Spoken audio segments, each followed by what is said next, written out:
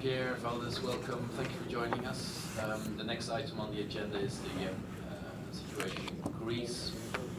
As you all vividly remember, on the 20th of February and on the 24th of February, we agreed on the starting point of the process and how the process should be managed.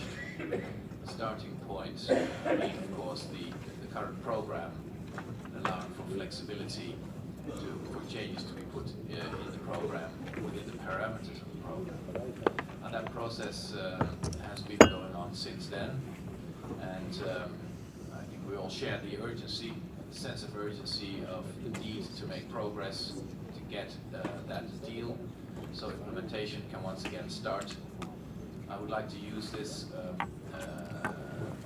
discussion now to be updated, first of all, by the institutions, where we are, what progress has been made, and what the key issues are, so we are informed and understand the state of play. Then, of course, I will also ask Yannis his perspective on the situation and his expectations for the coming weeks. I think I will do it in the one round and ask Pierre to inform us first, unless Valdez wants to take the floor first. It's up to you. Yeah, thank you, Jeroen. Let me begin by saying that we welcome the Greek authorities' intention to cooperate with the Euro area and the IMF and to work with the institutions. Following February's agreement, which is our roadmap, Greek authorities shared a draft set of policy initiatives. Further material provided in the course of March and April has represented useful contributions. There have been talks in Brussels, Athens, Paris. They have been held in goodwill, with discussions more open and focused, and covered a wide range of issues. However, we must acknowledge today that only very small steps have been made in terms of narrowing the policy gap. Overall, current policy intentions do not yet represent what we expect, which is a credible package of measures that could deliver sustainable public finances, a sound financial system, and a competitive economy. Discussions are moving, but in our view, they are moving slowly, and let's tell it as we believe it, far too slowly. Unless there is a change in gear, it seems difficult to achieve in the next week a comprehensive package that offers a credible prospect of being able to complete the review. We need clarity, specificity, to have confidence in the robustness and credibility of actions in the areas which have been indicated and others. We have seen limited ambition in key reform areas such as labor market, pensions, or on the moratorium on options. We understand some of these may be particularly difficult in light of the commitments made in the democratic electoral process, which the GTBC has to be fully recognized. And there is some room of flexibility, but only if shortfalls in one domain are offset by ambitious delivery in others, which was the logic of the 20th of February agreement. Let me raise just a few detailed points on some areas where differences exist. On fiscal and macro, we need to come to a common understanding. Realism in projections is needed. Our starting point for discussion cannot be one of no fiscal effort is needed in 2015. Sufficient effort should be undertaken as needed over the medium run. We can consider a lower target for 2015, but there is still a gap to be closed, and as the economy picks up, so should ambition. Second, on labour market reforms, the gap is still large. The consultation with social partners on draft legislation for minimum wages and collective bargaining reverse previous reforms. There are significant concerns on substance. We would urge the authorities to work within the current framework and assess what changes are needed to be implemented gradually. On pensions, the change authorities seek would have significant fiscal costs. I want to point to that idea. On privatization, a long-standing, ambitious plan is now de facto stopped. Although the government has indicated it intends to continue with some projects this year, we need to have further details, which have not yet been provided, to propose change on the remaining assets. Tentatively, based on this cursory information received, we believe that the plan needs more ambition, and that the risk is that it falls significantly short of what is expected financially from privatization. This also, I think, would be a very important signal to investors. On financial stability, there are growing concerns about banks' balance sheets. Let me stress once again that policy initiatives need to be concrete, they need to be time-bound and mutually consistent. Previously agreed measures need to be respected. The institutions are willing to consider what could be substituted with equivalent measures more aligned with government priorities. But once again, this is part of the flexibility which has been recognized in the agreement of the 28th of February. But some changes must be carefully calibrated and discussed openly. We also talked about unilateral action. Rollback of measures and unilateral changes to policies and structural reforms are not expedient means of ensuring progress. Policy initiative should be, in our view, discussed ex ante. This principle must be respected mutually and the basis of work going forward. In this respect, let me stress our willingness to work and tackle authorities' genuine concern on protecting the most vulnerable. But this needs to be done using a targeted instrument directed at those who are most in need, which is, of course, the good of Greek government. Finally, the ever more acute liquidity situation requires constructive engagement. We welcome the recent decision to centralize cash dispersed among entities in the general government. While this may provide some breathing space for the next few days, this solution, we all know, cannot last. So, to conclude, I would say that time, as we all know, is of the essence. That time is now extremely limited. Delays come with risk, given liquidity challenge facing the state. There is an urgent need to revise the discussion process, and I think we all know that. We need to move to a more comprehensive approach. So it needs to be more efficient. It needs to increase the chances of achieving real progress, substantial progress, I would say decisive progress by the 11th of May, which is the date of our next meeting. And to that end, technical policy discussions need to converge to achieve results. These should happen at the same time, in both, I would say, sequential and parallel order. And one way to drive convergence would be to hold them in the same place and we can define together. Thank you. Mario? Let me first give you an update on bank liquidity and market developments. Amid renewed uncertainty about the discussions with the institutions on the conclusion of the review and on the ability to meet future debt obligations, Greek sovereign bond yields have reached the highest levels during this week since the debt restructuring in 2012. But there have been no significant contagion effects to other countries. At the same time, the liquidity conditions of banks remain strained and fragile. We have seen accelerated deposit outflows since we last met last time, on the back of increased uncertainty related to the discussions around the IMF spring meetings, the adoption of the law on deposit transfers from the general government funds to the Bank of Greece, and to a lesser extent, the resolution of the small cooperative bank Panhellenian.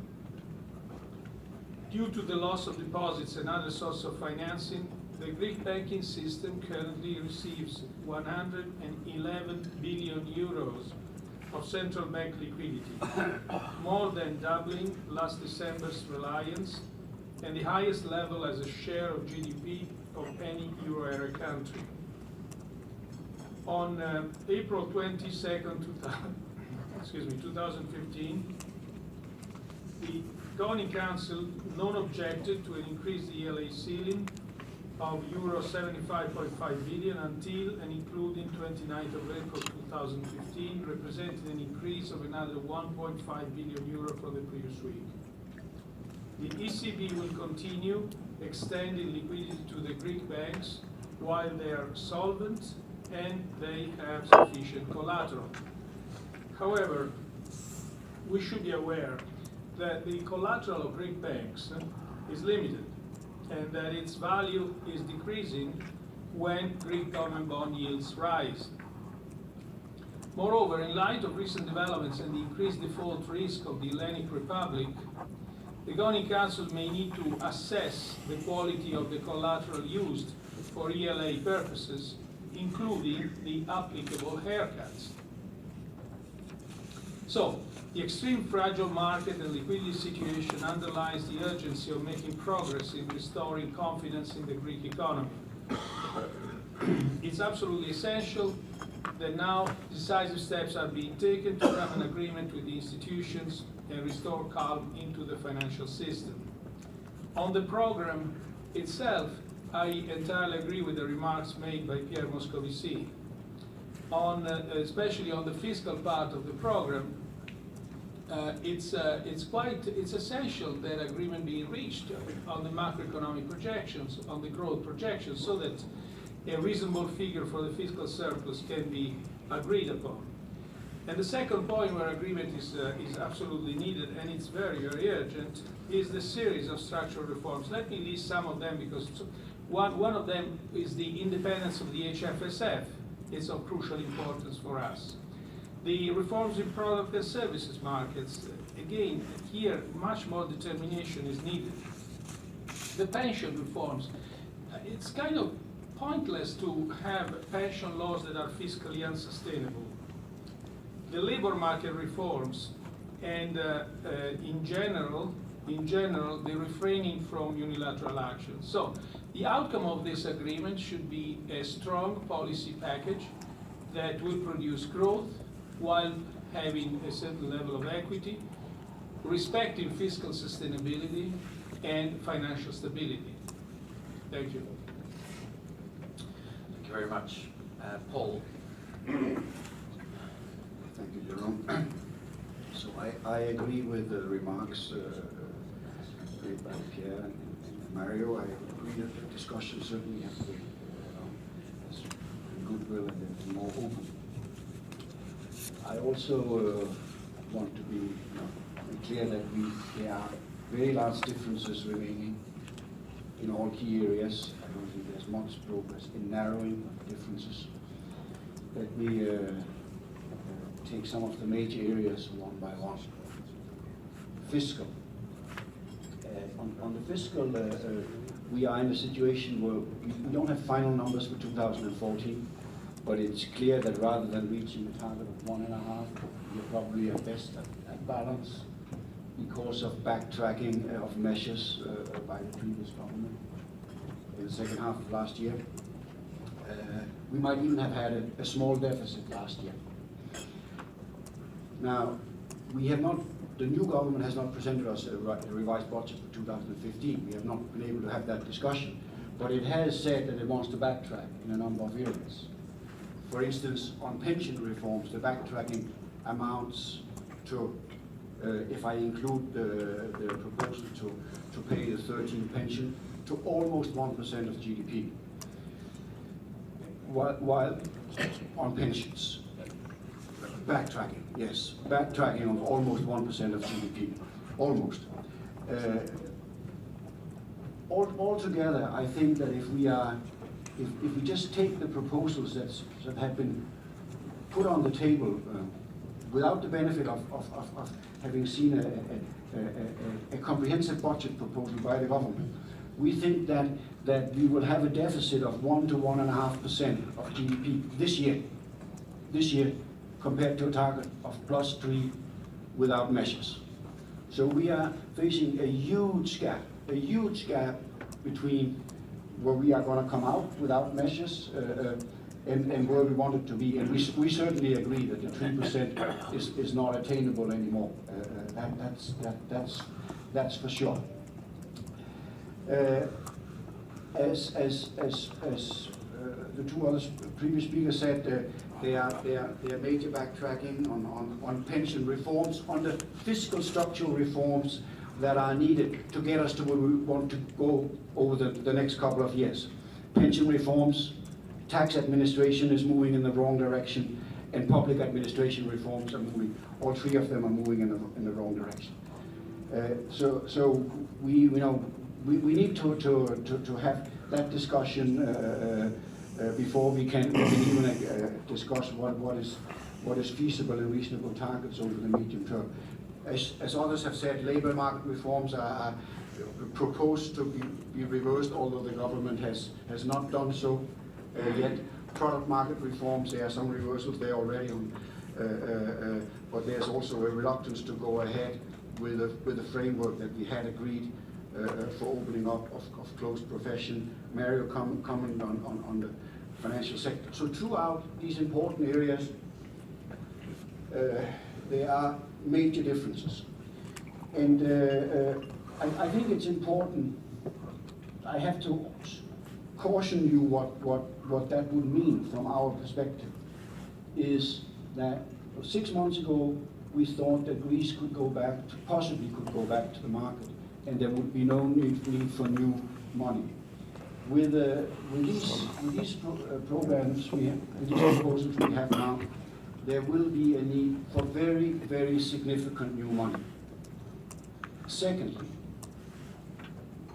until 6 months ago, we thought that there would be no need for debt relief under the November 2011 framework agreed with the Eurogroup. We thought that these targets were basically achievable given where we were 6 months ago. If we start deviating in any notable way from the existing program, be it primary target, be it privatization, be it the reforms underlying what already is very, very ambitious growth assumptions. If that's the case, we will be looking at a need for very significant debt relief from Europe also, in order to ensure that this package is sustainable. So I think we need to keep this in mind as we go forward. I do not want that you come back later and say that we sort of jump a surprise on you in this regard. What should be done going forward? I do think that the process still needs to improve. We are still in a situation where our mission chiefs are not allowed to coordinate the work in Athens. We're still in a mission chief where our people sit in a hotel room in Athens and not going to go to the ministries. It is not efficient. When we did these discussions in the previous 4 or 5 years, we had mission chiefs had discussions with ministers and their senior staff, policy level discussion with ministers and their senior staff.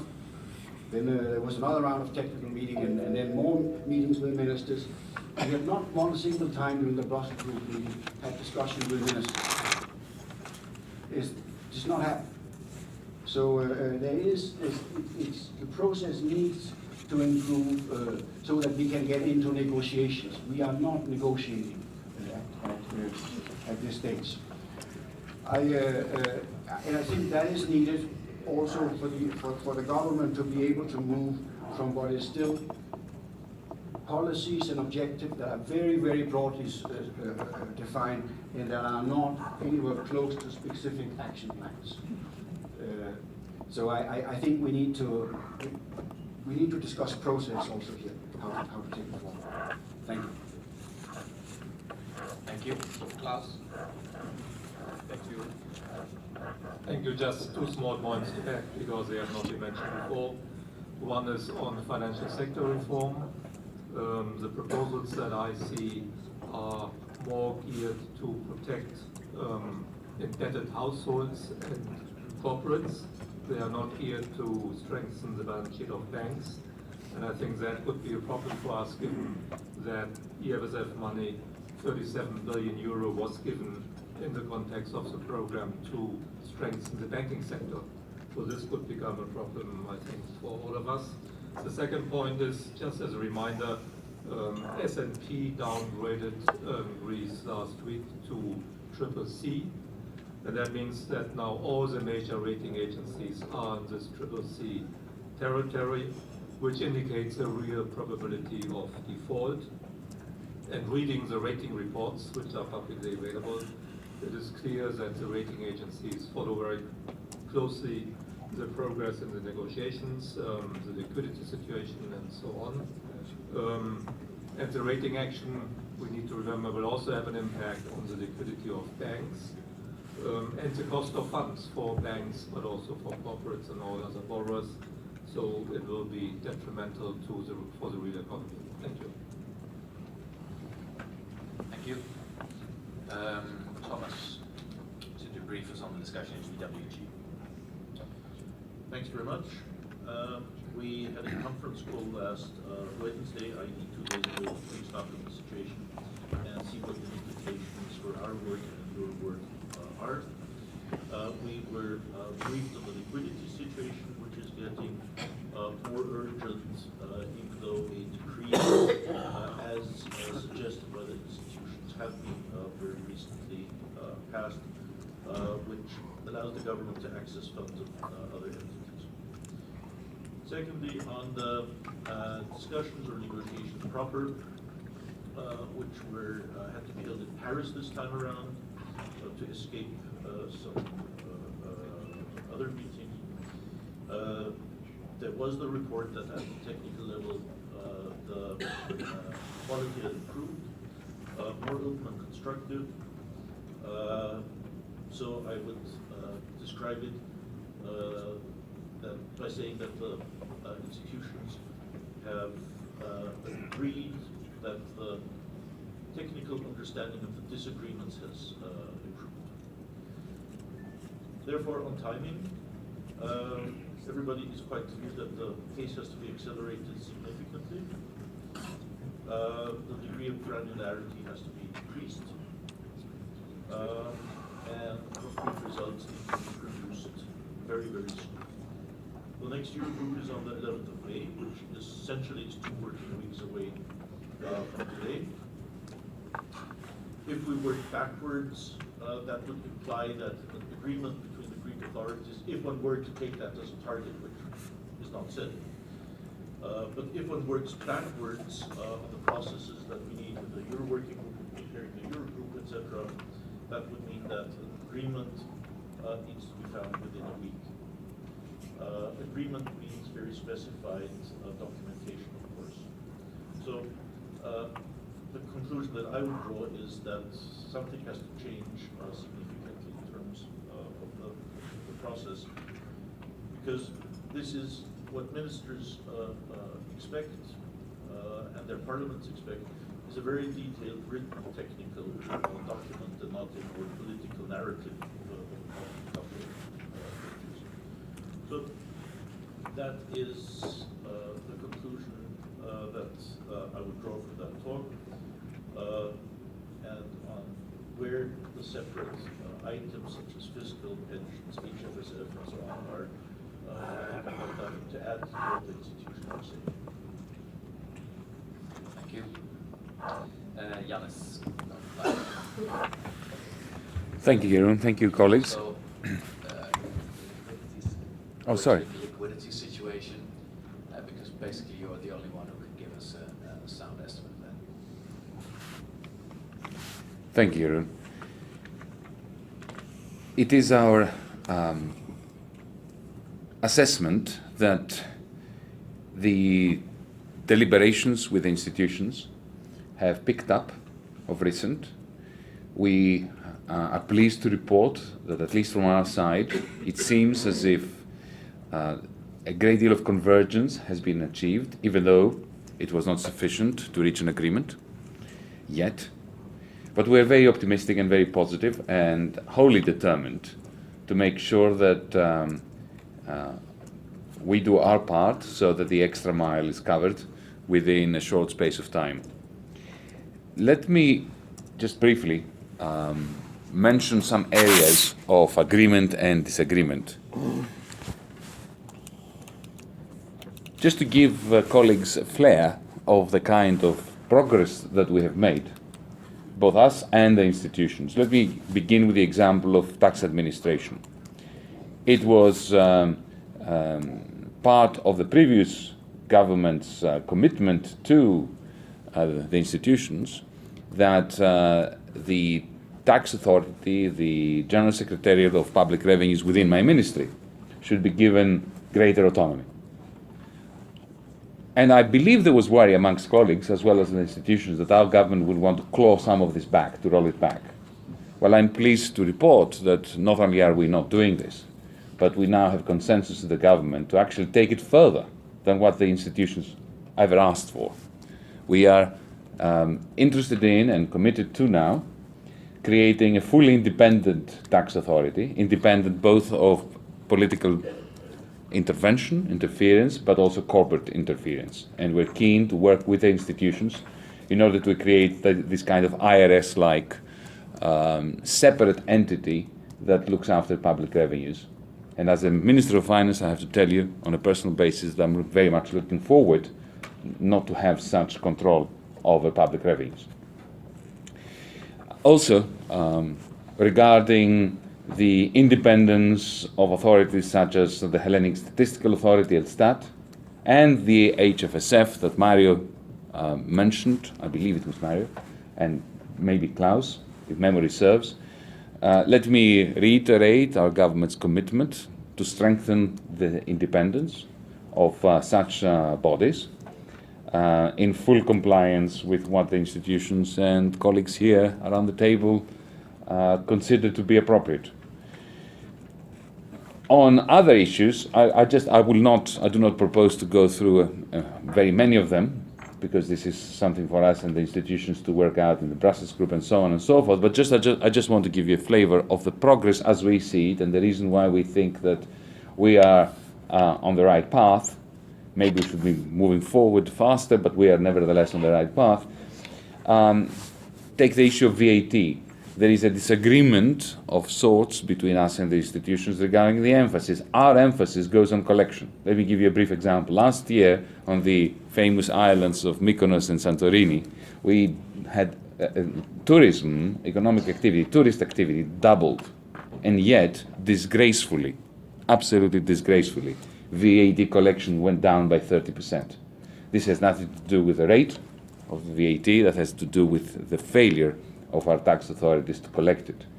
So we put more emphasis on collection, on collectability. The institutions put more emphasis on harmonization and looking at different rates. But I have no doubt that in good faith we can work this out. We can hammer out an agreement on this, which I will not now bother you with as to how exactly it will manifest itself.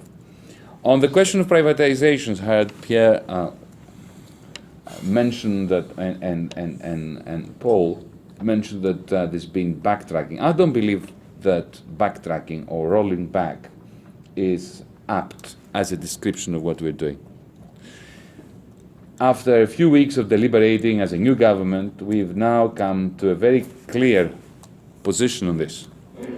We are continuing with the privatization drive, only we are resetting the parameters in a way that I think that colleagues, if I was given an opportunity to explain, my hunch is colleagues would agree with what we're saying.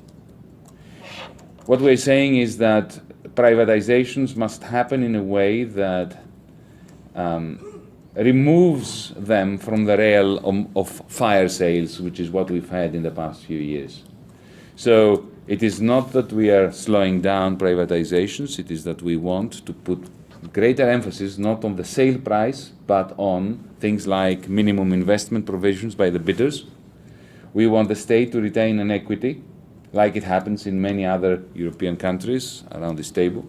We want to have, in case of regional airports, let's say, for example, we would like greater commitment and planning for an integration of the new activities in these privatized facilities with the local economies.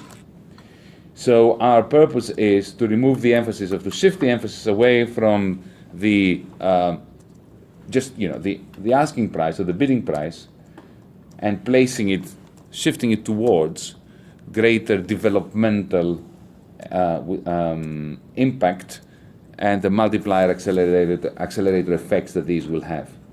Shifting on very quickly to the question of labor markets. Now, this is where we may agree to disagree with Paul and maybe some others. We believe that a labor market like Greece's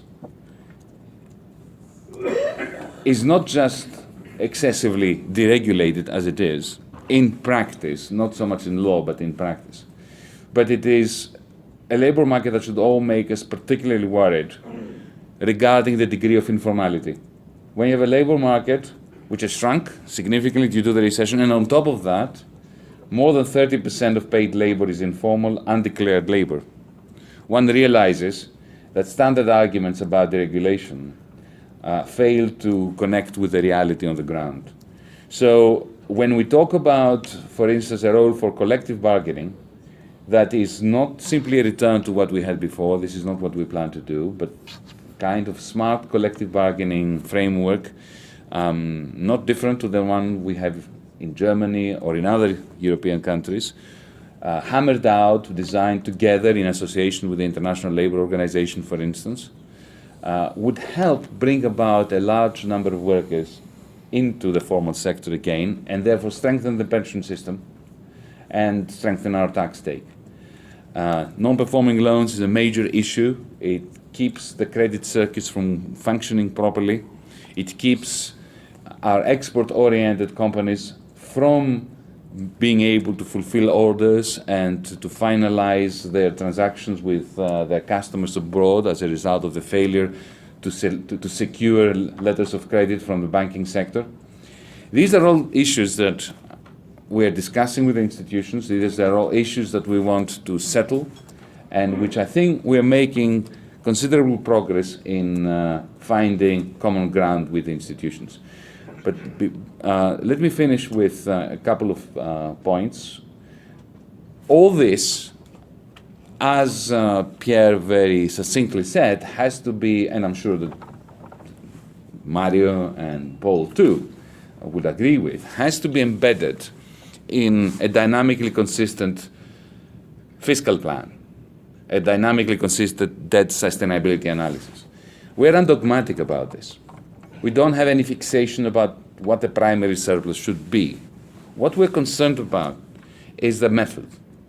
The method that has been utilized so far of saying, okay, in 2020, we want a particular debt to GDP ratio, let's say 120%. And now let's work backwards under assumptions about regarding the growth rate of, let's say, 3% on average, what the primary surplus must be in 2019, 18, 17, all the way to today.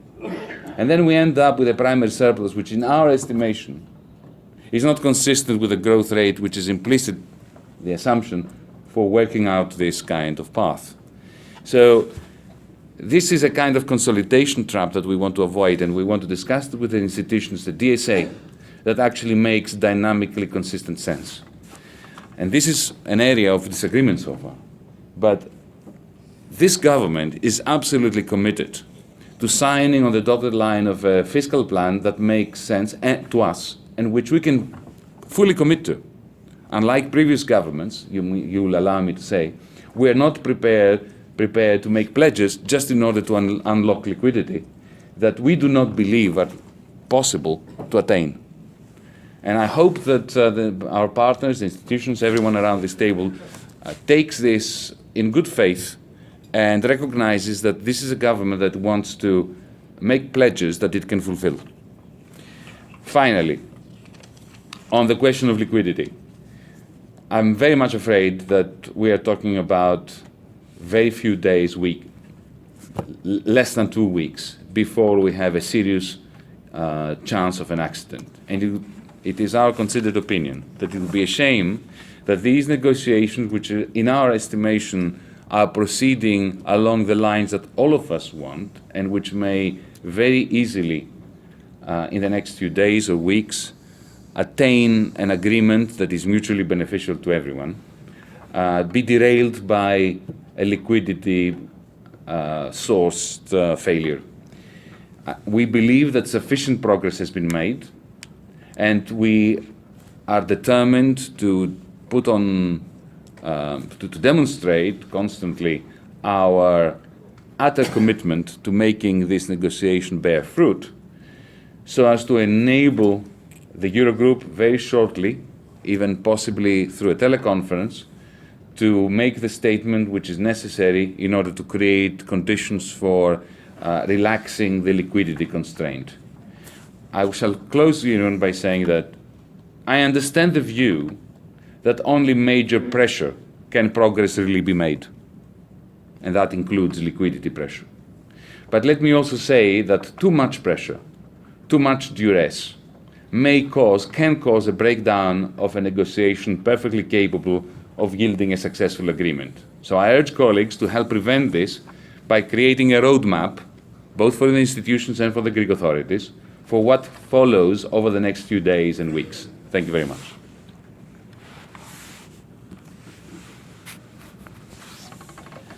Thank you, Yannis. We'll open the floor to ministers for any comments or questions on the process and the substance so far.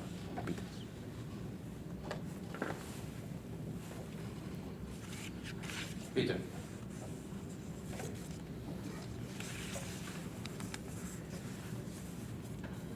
Thank you. Unbelievable. This is my feeling, what I heard just now. Okay, the formula I would like to start with is that I would like to thank, I think we should thank to the institutions and the ESM for their work, both in Brussels and in Athens. That's true that our Greek partners have finally started to open up in the talks, but honestly, we need a quantum leap forward, and we need it now. We have agreed in February to have a comprehensive list of reforms by end April. We don't have it. Instead, we saw reluctance to cooperate, backtracking on some of measures adopted before elections, and fiscal sustainability is volatile.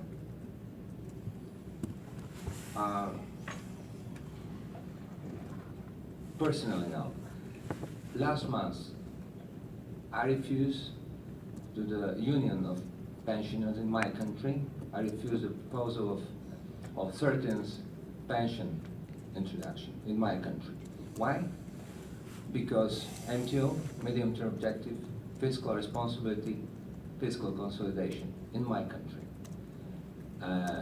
You can pay out additional pension to your pensioners if you have money enough.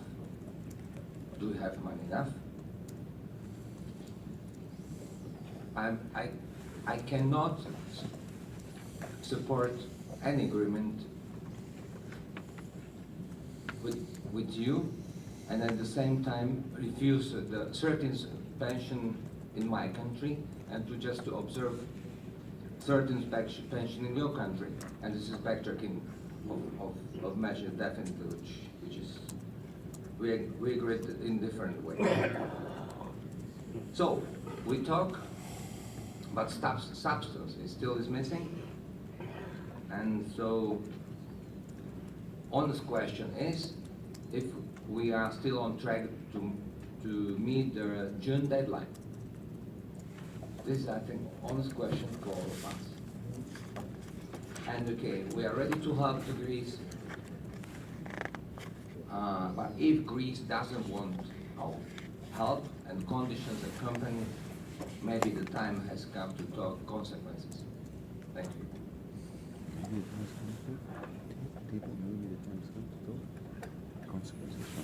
Martin? Thank you, Jörg. As we all know, there is a very little time left, so we have to make the best use of it. It is now important to get rid of the remaining obstacles to efficient talks. The institutions need access to buildings, people and information in Athens, both at the technical and the political level. The symbols can be important, but this is a point where we must concentrate on results, not symbols.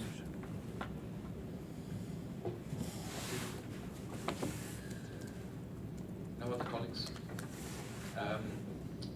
Let me try and draw a conclusion, possibly an intermediate conclusion. That is, going back to what we agreed on the 20th and the 24th of February, we were quite clear that the program would allow for some flexibility if it would remain within the key targets of the program. In other words, the program had to stay on track. We are now very close to the end of April, and my understanding from the institutions, even though Janis is a little more optimistic, is that very, very little progress has been made.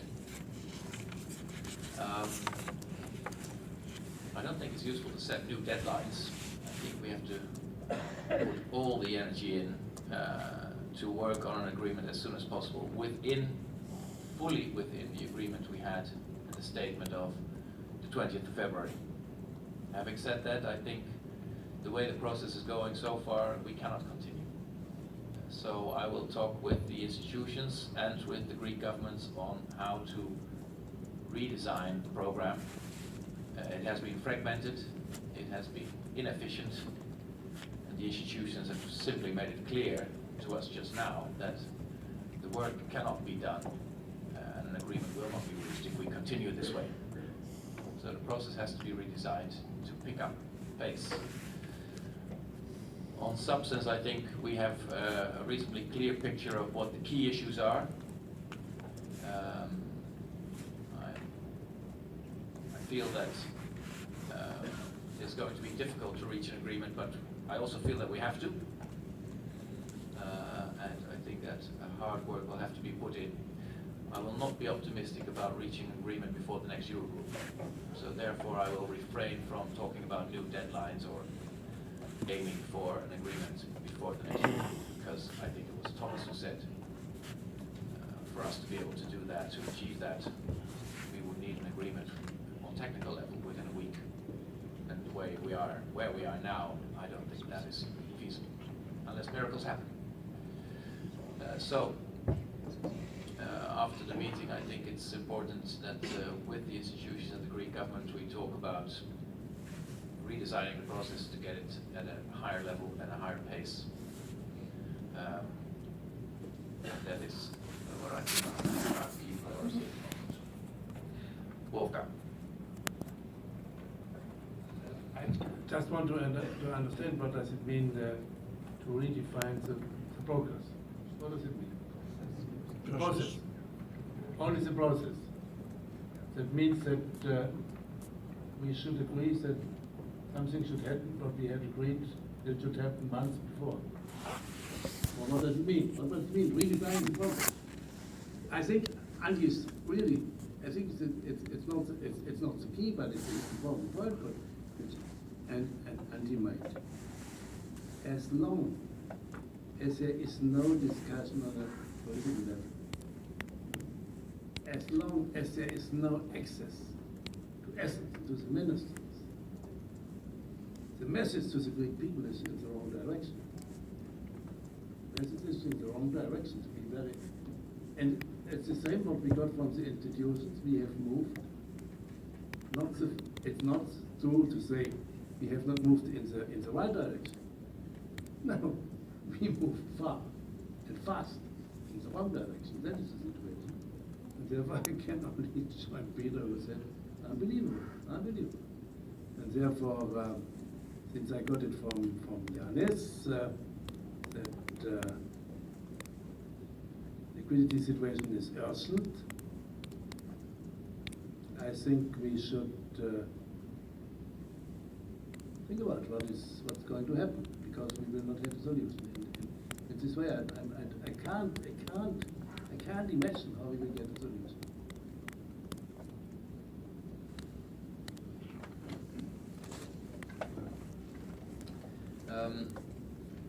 On process, what has happened, and this was a concession to the new Greek government, we have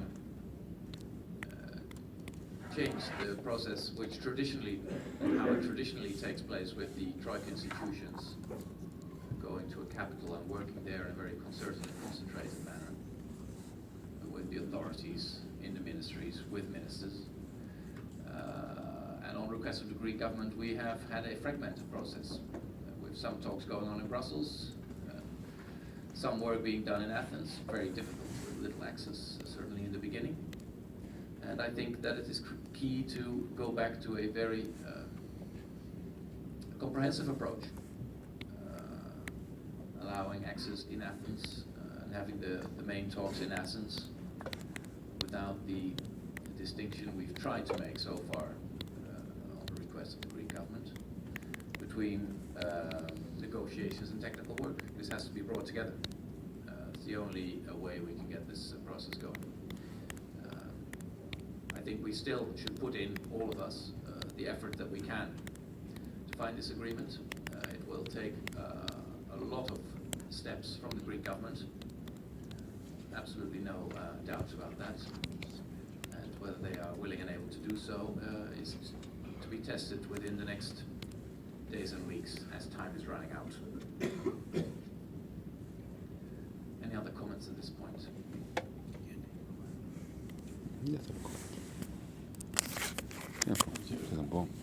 Yes, thank you, Jörg. So I agree with Peter and his message to Greece.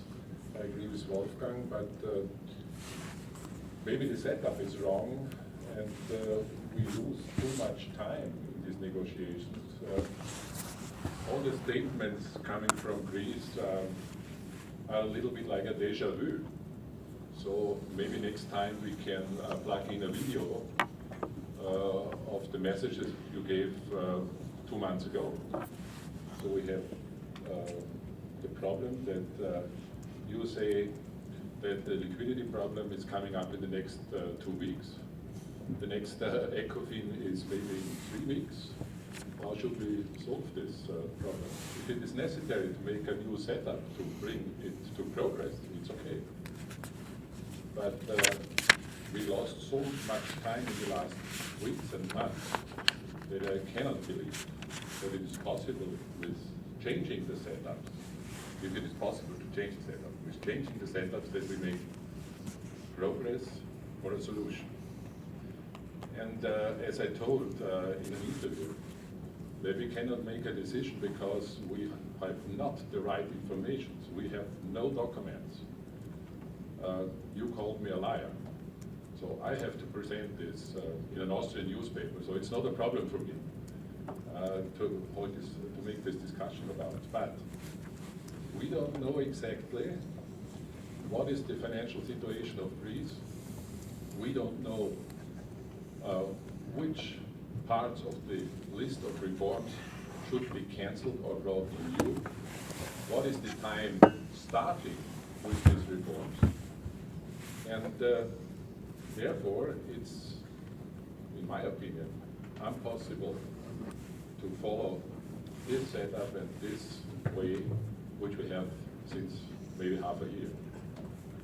So please, can you tell us what you plan to bring in between the next 2, 3, 4, or 5 days to reach then what Thomas said, to bring up a statement which is necessary for the next discussions on the political level in between the next week. If you look at the progress of the last months, I cannot believe that is possible in between the next weeks. So that's, for us, in the political discussion, a big problem. Thank you. Pierre Camille. Thank you, Jeroen. First of all, I'd like to say from the outset that from our side, we would really like to be able to do everything that we find a solution with Greece, a positive one. But I am very worried from the way the discussion goes today. I have carefully listened to the three institutions, and they have listed all the problems that are still there. They are not new, that are not being solved. And I've heard our Greek partner Yannis telling us what he told us, but apart from the issues that deal with collecting taxes, which we all welcome, I'm sure, I haven't heard not a single point where I felt that he was ready to move in the direction that we are expecting. And as Wolfgang Schäuble said correctly, I also think that we're moving in the wrong direction instead of moving in the right direction, and I'm very worried about that. On top of it, it's really unfortunate that there seems to be rollback on certain measures. I say it seems because it's very difficult for us in a distance to really appreciate the situation in some cases and on some issues, and that's obviously contrary to our 20th of February agreement. Now, if that is so, I'm afraid that it's not enough, Jeroen, although I support your proposal, it is not enough to change the way we do the negotiation. It's obviously unfortunate that there is no contact at political level and at ministerial level, but that alone will not do it. And I am very worried of what we're going to say when we walk out of this room if we just say that we change the procedure, because then it's the credibility of the whole negotiation that is put into question, and the credibility of the whole Eurozone. And last but not least, I think we have a time issue. The liquidity problems of Greece are going to happen in the next 2 weeks, as far as I understand. And to find a global agreement in our framework will take more than 2 weeks for sure, because we have not yet received the detailed plan from our Greek friends. And even if we were to receive it in the next couple of days, I understand that it would take much more time to find eventually an agreement on it. So I think we have here a timing issue that we have to really discuss together. So I'm afraid I'm not offering a lot of solutions, but I'm asking quite a few questions. But I think the credibility of the process needs to be really looked at. Luis? Thank you, Jörg. Just one question. I think that my perception from today's meeting is that there is a big gap between expectations and the reality. And I think that when we have to face up to a situation with such a gap, I think that this is extremely important to handle expectations and communication. So I think that, I fully agree with you that to set new deadlines perhaps is not wise, but I think that we need something to say to in our communication. I don't know if you have prepared some messages because, well, we are running out of time. We have a very short period of time, and I think that we have to try to do our utmost in order to find a solution. But I don't know what message we can convey today after this meeting. Dušan?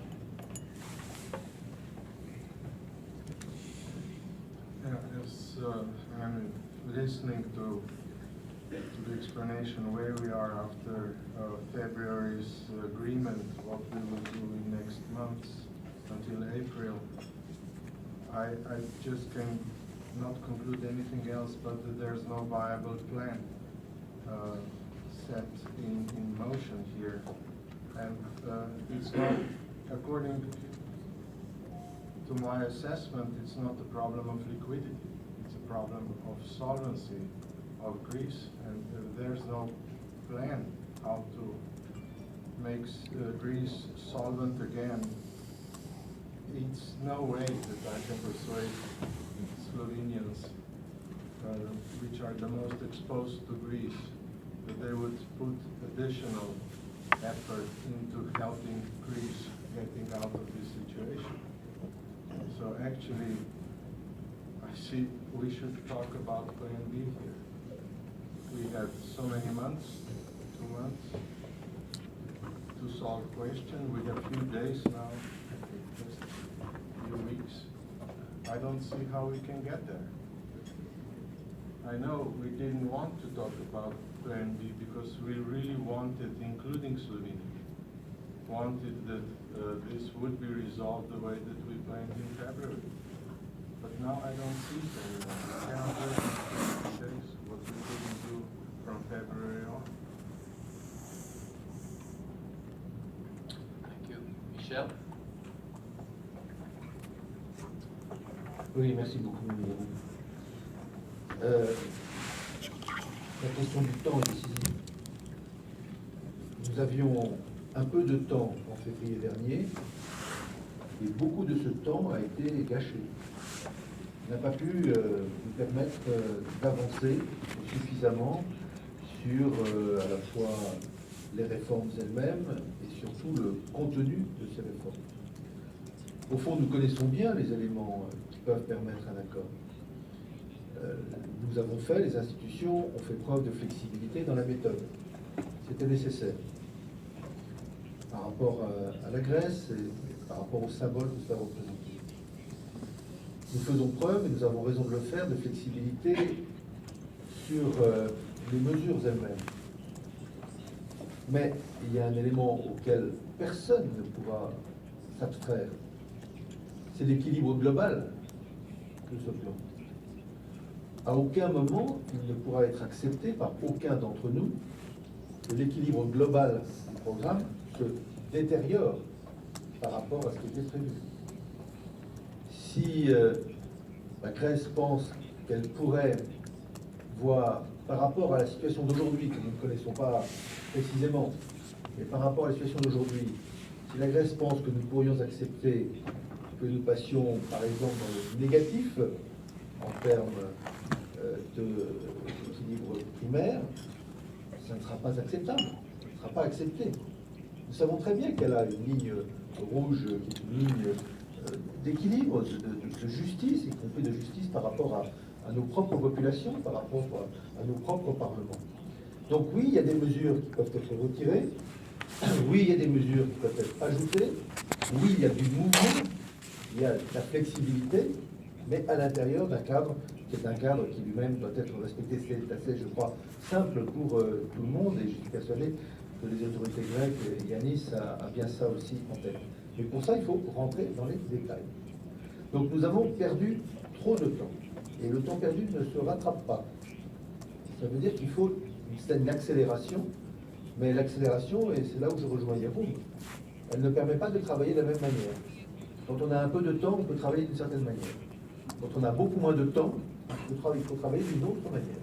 Et c'est cette autre manière qu'il faut aujourd'hui pouvoir, aujourd'hui, pas forcément ici, maintenant, à l'instant, mais définir, parce que je ne sais pas quelle est la situation en termes de liquidité Je ne sais pas quelles sont les échéances. Je ne sais pas si quelqu'un d'ailleurs les connaît précisément. Je vois bien que la Grèce a fait tous les efforts pour pouvoir mobiliser un certain nombre de moyens pour faire face. Mais il y aura une fin à cela. Je ne sais pas quand, mais il y aura une fin à cela. Et moi, je n'ai pas l'intention, je crois que ce n'était pas du tout l'objectif de tel ou tel, je n'ai pas l'intention qu'on passe à un plan B. Le plan, c'est que la Grèce, parce que son gouvernement le souhaite, parce que son peuple le souhaite, parce que nous le souhaitons, reste dans l'euro et reste dans la zone euro. Et il faut une autre méthode. On ne peut pas continuer comme ça.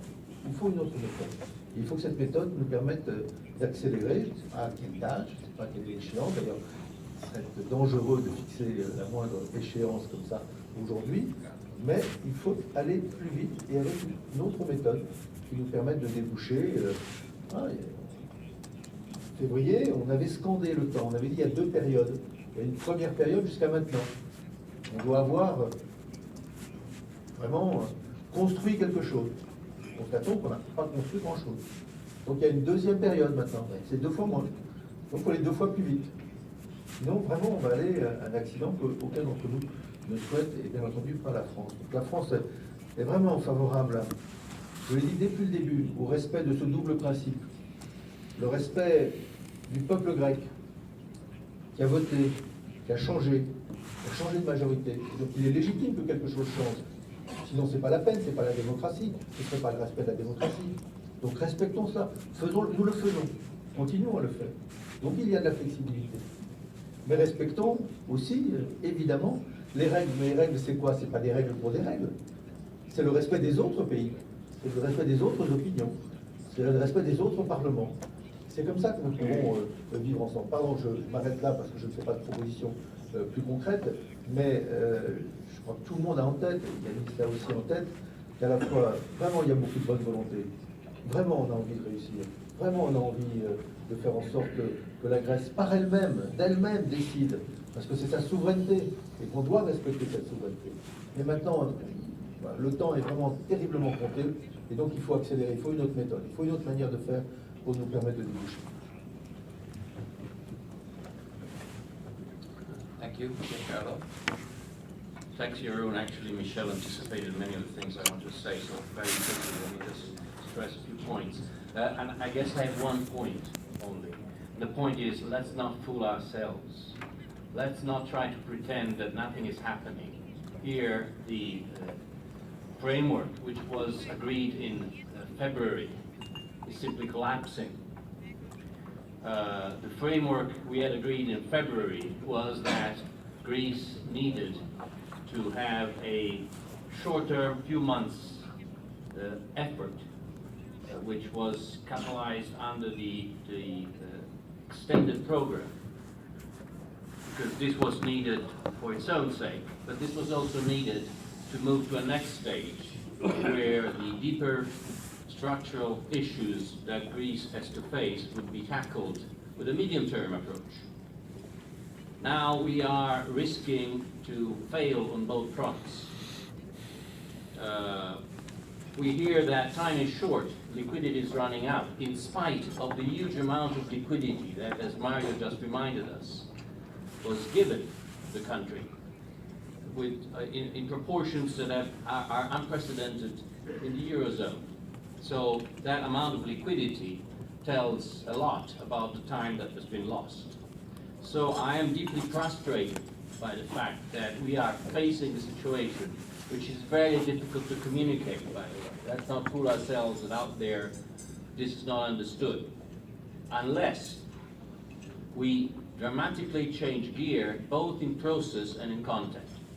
It's not about completing the reform program in 2 weeks.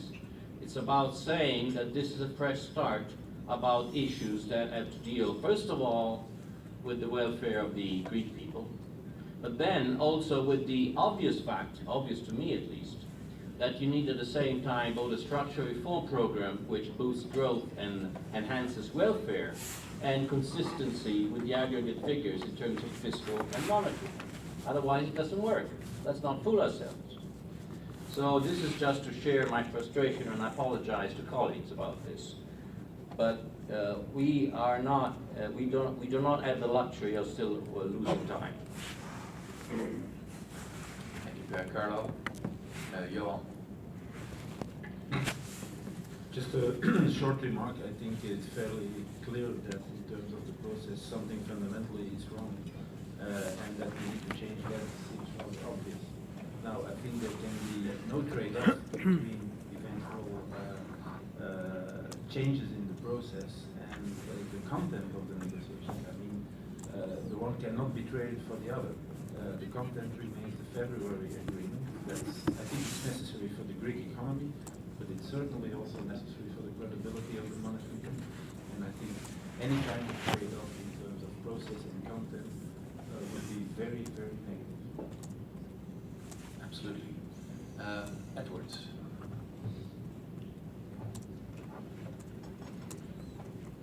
I don't need to be dramatic because it is dramatic enough. I think we're on a self-destructive path, and I can't see ourselves going out there meeting the media or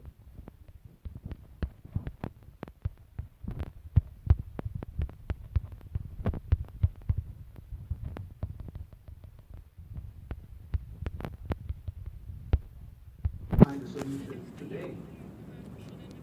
Because just saying May and then June, I don't think there's going to be any change. So there are going to be any solutions or miracles, as some people have referred to them. They have to happen in this meeting.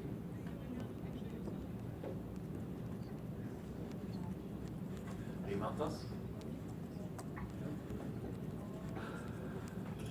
Could I remind you that we started in February, I think, from discussing three trajectories of Pierre Moscovici, and I was the one who said that, well, the most likely trajectory is the third one. Things go as they go, without any progress. Until now, we see this. To find out the way out of this situation, I think we also should recall the first message that was said by Michel Sapin. I also recall this in February. The first principle that was repeated today, that we should respect the will of Greek people. I think today we have a full ground of a bit changing this attitude. I should tell you that Lithuanian people that I'm representing didn't vote for the present majority in the Greek parliament. We even had no chance to say any argument during the election campaign. So from this point of view, we have no obligation to support the measures that were proposed or given as promises to the Greek people. And I think we have a full right in Lithuania to look critically at these proposals. Since Paul has said that, a huge financial assistance is looming sometime in the future, I think for negotiating this huge financial assistance, I also will have to explain the measures that have been taken or have been planned or have been realized or not in Greece. And here I recall first the example that was given by Peter, the 13th pension that would amount to 1% of GDP, this assessment of IMF. If I recall correctly, in Lithuania we have overall 12 pensions of 8% of GDP, which means that the pension system of Greece is unsustainable. Simply, it is unsustainable. The second example, the second problem that was very politely discussed around this table was the question of minimum wage. It was hidden somehow. I think they haven't yet made the decisions, but still discussing it. To my mind and to mind of many people that I talk around in Lithuania, it would be crazy to increase to that extent the minimum wage when you have 30% of unemployment plus 30% of grey employment in your country. as was said by Yanis. These two measures are the most evident things, the most evident points for discussion in the Lithuanian society if further assistance to Greece from ESM would be discussed. People don't know what the structural balance is, what the primary balance is, well, the debt burden, that's something abstract. These two things are very concrete, very comparable between countries, especially that we joined the euro area quite recently. And now everyone in Lithuania compares how much we earn compared to other countries.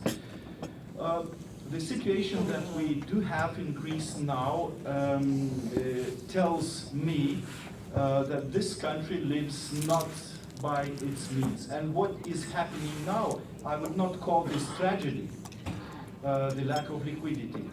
I would call this natural economic adjustment. So this third trajectory, it could be sustainable. This is also Lithuanian experience. We had the same situation in 2009 when we lost 1/3 of taxation income quite immediately after the financial crisis started. We managed somehow to pay what we had to pay from our resources. Then the necessary and indispensable decisions, our own sovereign decisions, were to cut expenses. We did this. We did this not very simply. Now we have some decisions in the Constitutional Court. We managed to construct quite complicated legal mechanisms of compensating people in the future, which is always the case, which is always the possibility. There's another possibility, I think, for those couple of thousand, which is many, civil servants that Greek authorities consider that were fired not justly. I think this could solve the problem in the future. But all these decisions should be taken by Greek authorities. But here, I think the sovereignty of this country, it should be respected, but we, the rest of the Eurozone, we also have a say. We also have a say because what is happening there affects our countries. And there is no democratic counterbalance for that, because in a single separate country, if the government behaves not the way it should, there is always people who can elect another government. We have no such possibility, but I think we have a possibility, and we should use this possibility today to tell our Greek friends that we care very much about.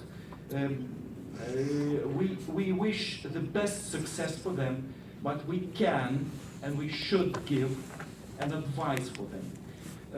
And to undertake measures that are absolutely necessary. Of course, they will be living for some time. I can see this as quite a long time. They will live on their own because I can't see any possibility to conclude the agreement very soon. But I would strongly agree with the proposal of Jeroen that first, that we should say, okay, enough is enough. First, we change the mode of discussions. And we should make the proposal for the Greek authorities on behalf of the rest of the Eurogroup to behave differently and to consider very seriously the steps forward. If we get this first result in terms of procedure, this could show us the sign of hope to get real results in discussing the program. This is a precondition for getting the final financial agreement with Greek authorities. But on the other hand, our advice would be for Greece to start living on their own, to start not relying on external assistance all the way along, and then we shall see what can be undertaken solidarily by all the Eurozone countries to improve the situation. But the basics should be done by our Greek friends. And this is our friendly pressure. Please consider this as our friendly pressure. Thank you. Thank you very much, Leontas. Janis, before I give you the floor, I think you'll find the Eurogroup once again unisono, very critical on what's been going on. All of us, also from our domestic political environments and the efforts that all of these ministers have done over the last couple of years in their country, and also in providing support to Greece. All of the ministers have to go home and explain why we are still supporting this process. Why do we still have confidence in it? Why would we be still prepared to continue supporting Greece? And we all want to, because the Eurozone and the working together in the Eurozone is to all of us very important. You have to realize that there have to be results in the short term, because the process is coming to an end. I think that's the signal that all of the colleagues are giving you. Thank you, Jeroen. I appreciate the difficulties that each one of us faces when we go back home to explain the present circumstances.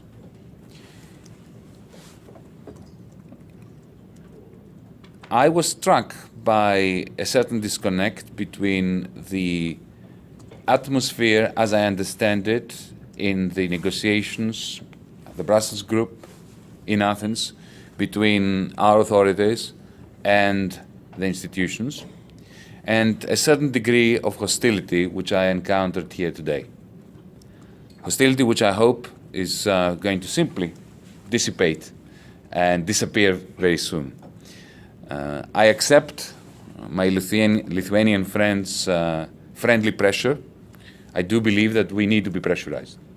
But I believe that all of us need to be pressurized into coming to a final conclusion to this saga.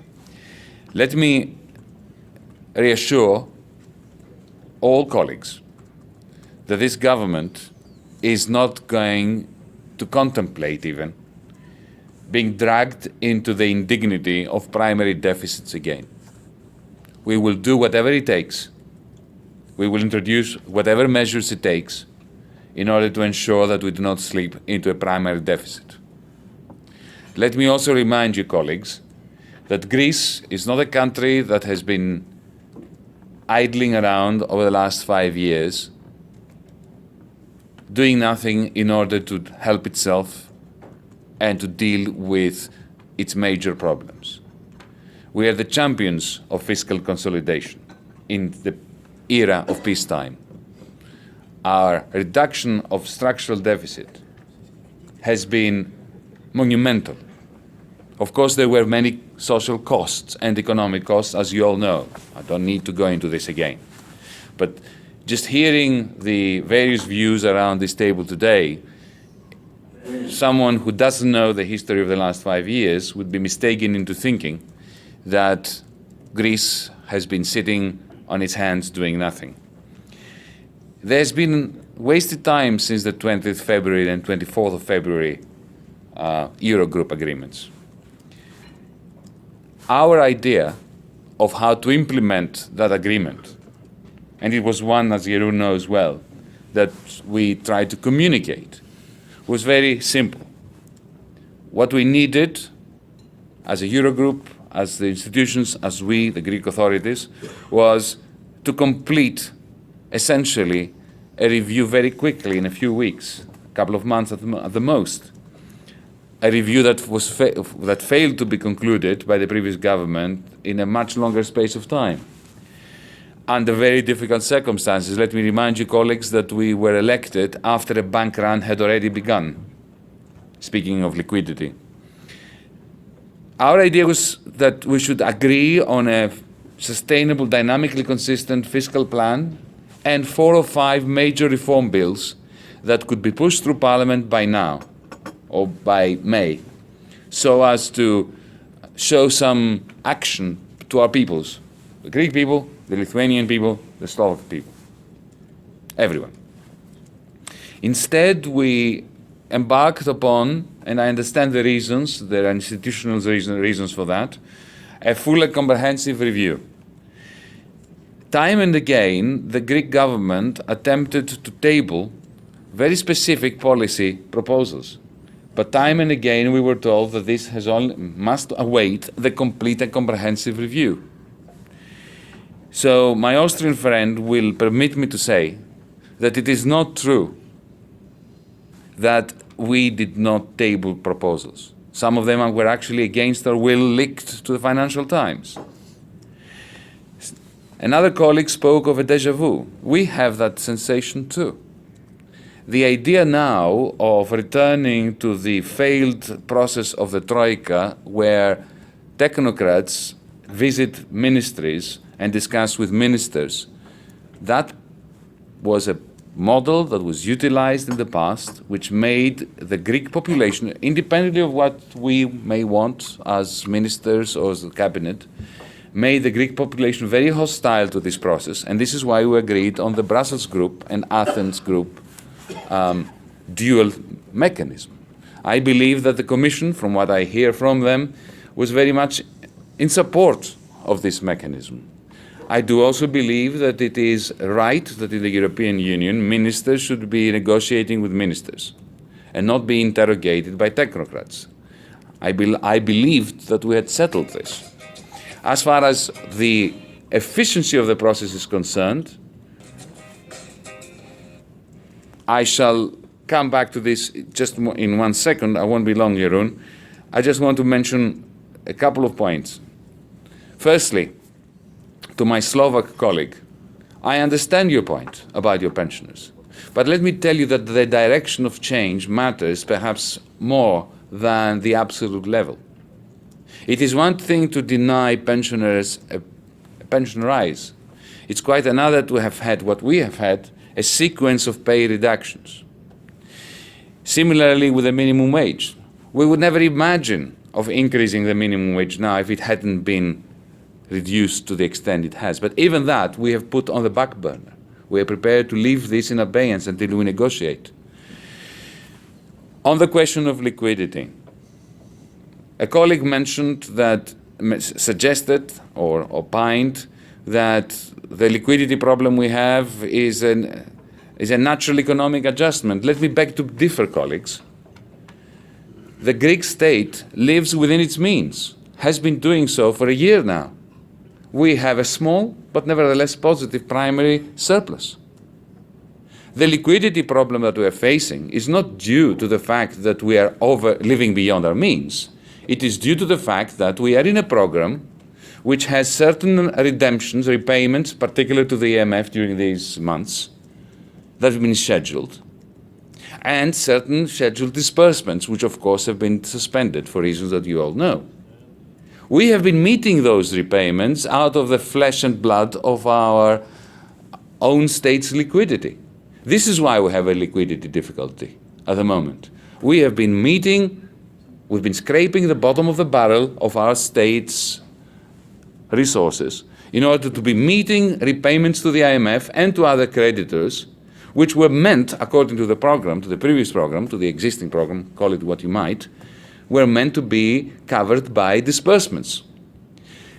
If you annualize the repayments that my ministry has made to creditors over the last 2 months, you'll come to an astounding sum of 14.2% of GDP having come out of the fabric of the Greek state to meet those repayments. But simply because I do not want to carry on along those lines and burden you further, let me say that we can make this work. That plan B should not be mentioned.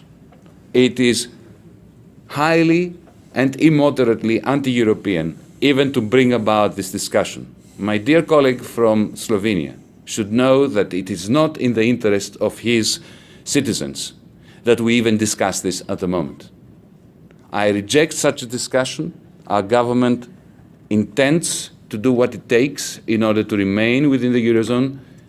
It is a discussion that we are not accepting to have as a matter of principle and as a matter of commitment to the benefits and to the interests of the average European. We can move very quickly along the lines that we always suggested. Let's agree on a dynamically sustainable fiscal plan, 4 or 5 bills that can be introduced in the next few weeks, and move on. Thank you, colleagues. Colleagues, I'm not going to open the floor for a second round, if you would agree. I want to ask Janis basically 3 things. I would like him to respond positively to give us some perspective of the process in the next days and weeks. First of all, I think we can all reconfirm that the agreements of the 20th of February and the 24th are still the framework in which we work. There is absolutely no deviation from that. It also means, for example, just to lift out one aspect, that backtracking on the number of measures cannot and will be done because they have to be tested on economic, fiscal, etc. by the institutions as agreed on the 20th of February. So that's point 1. Point 2 is I would like a confirmation from Janis that the Greek government is open to redesign the process.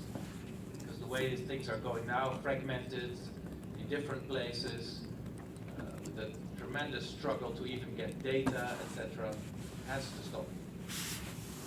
We can talk details outside of this meeting, but we need a concerted and comprehensive approach in the process.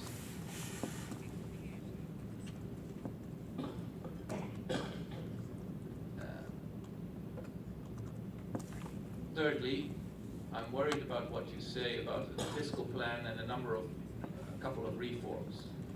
We agreed from the beginning, and this is crucial to all of us, that there has to be a comprehensive view on what should be put in place in these 4 months until the end of June to have a chance of a positive conclusion of the comprehensive package, not just a couple of reforms. I want to make sure that there is no misunderstanding there, because otherwise we're trying to get to different points. All of us are trying to work towards a comprehensive deal, and you're talking about fiscal plan and some reforms. So please can you respond on the 3 issues I raised.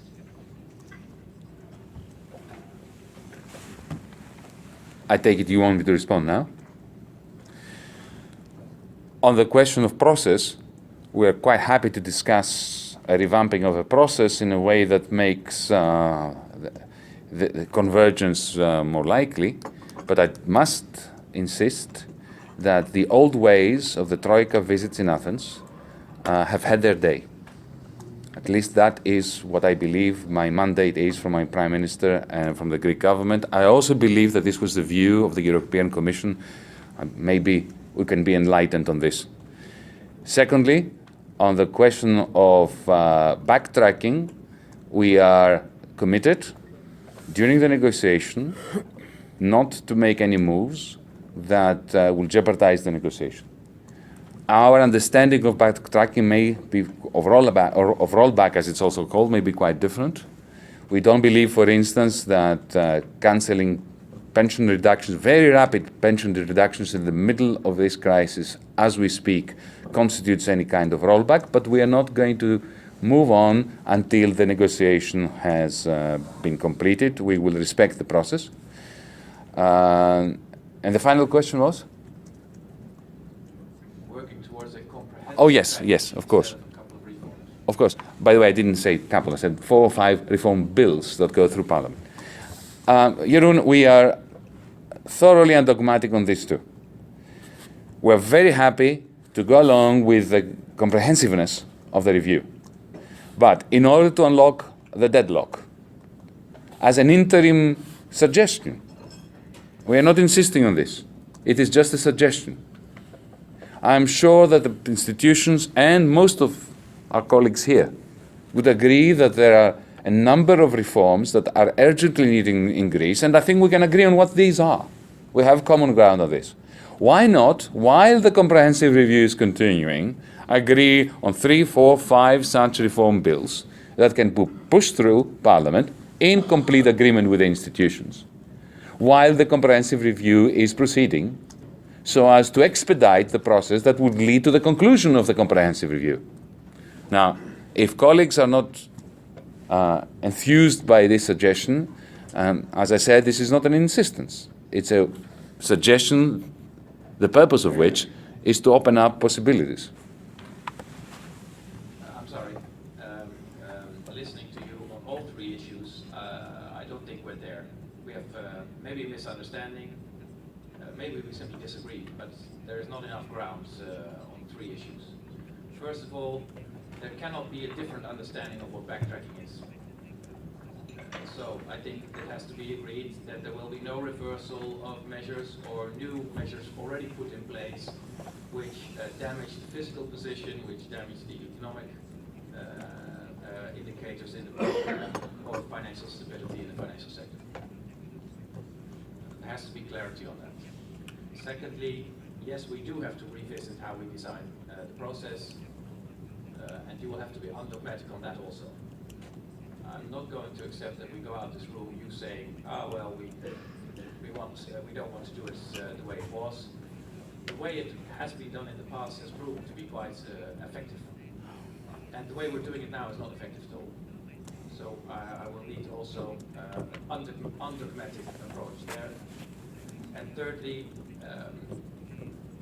on the approach of the comprehensiveness, you have again and again said and pleaded for a part deal. Let's do something first. And again we've said we need to have an agreement on the comprehensiveness, on the whole thing, so we know what we can expect from each other over this period of extension. So please, I need a little more response as to what we're saying here. On the comprehensiveness issue, as I said, it is a mere suggestion. If colleagues believe that we should put everything in abeyance until the whole process is complete, we will go along with that. On the question of backtracking, we're quite happy to accept that until the negotiation converges to a complete agreement, there will be no backtracking as you defined it. We have a different view of what a rollback means, but that is simply at the realm of interpretation. On the question of the process, I want you to clarify something for me. Are you putting it to me that it is incumbent upon the Greek government to accept the return to the original Troika process as it was being implemented and as it unfolded prior to our election? What I want is for the process, which is now fragmented on different tables in different places, in the next couple of weeks to come together in a comprehensive mode. And that's the only way we can get it done. I'm absolutely convinced. The details we can discuss outside this meeting with the institutions who have a lot more experience than you and I on how to get it done. But I'm absolutely sure that the way we've done it so far, in which we took into account your objections to the old way, but the way that we've tried it the last couple of months is not delivered. It also has to do, of course, as many of the colleagues have said, more political substance, but I'm convinced that it also has to do with the way we've designed the process. So we don't have to agree now on the details. I need an open attitude from your side to look at the process again, to get it done. Because as you have said, and many colleagues have said, the time squeeze is impossible.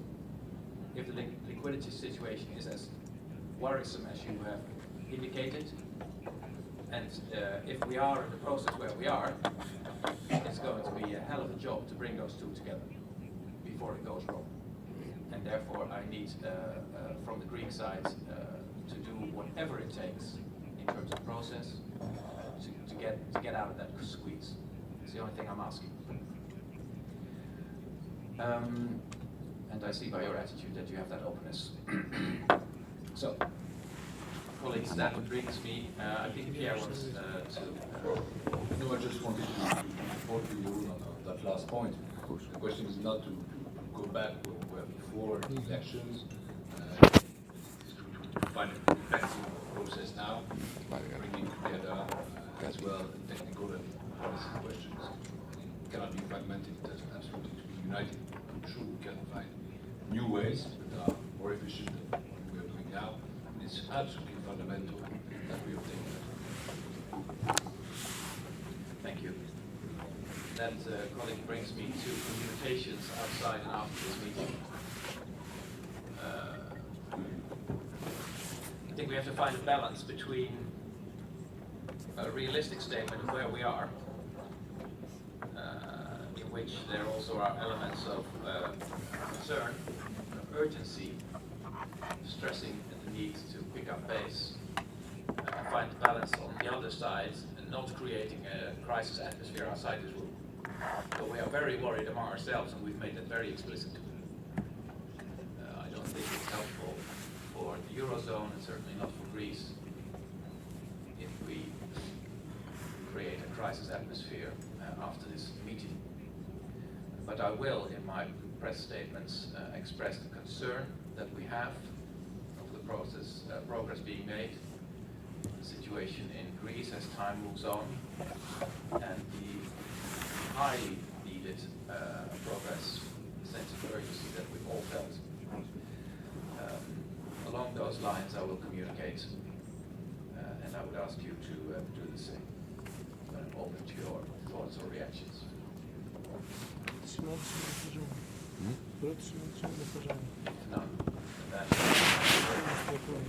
Jeroen, my type? I just wanted to ask you that besides expressing concern, which of course we all share, whether you are willing or planning to express that, as we heard at least from the institutions, that progress has been registered in the discussion so far between the Greek authorities and the institutions. Well, we have to distinguish that over the last couple of months there has been very little progress. Some have even said there has been more moving backwards than moving forwards. Yet, I also recognize that the last couple of days or this week, I've heard some more positive signals. So with that distinguishment, I can work, but 2 months is a long time. And that time has overall been lost. So you're right, the last couple of days at least I heard some more positive signals on constructiveness moving forward on a couple of issues. But the general picture is still 2 months lost. So there is a balance. I think we will stop here, colleagues, and all of us will have to do as much as we can to manage the situation, to get progress, and certainly that is accepted necessary from the Greek side. We will continue in 2 minutes.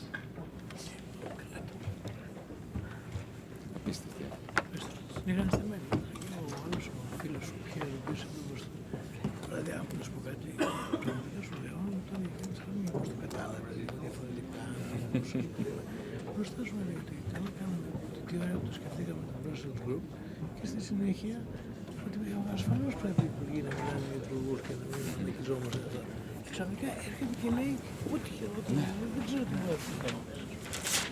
Και μου λίγο καφέ. Πήγε τώρα.